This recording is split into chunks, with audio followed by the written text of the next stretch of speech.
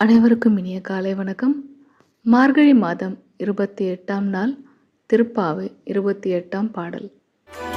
பறவைகள் பின் சென்று கானம் சேர்ந்துண்போம், அறிவொன்றும் இல்லாத ஆய்குலத்து உந்தன்னை பிறவி பெருந்தனை புண்ணியம் யாமுடையோம், குறைவொன்றும் இல்லாத கோவிந்த உந்தன்னோடு உறவேல் நமக்கிங்கு ஒழிக்க ஒழியாது அறியாத பிள்ளைகளோ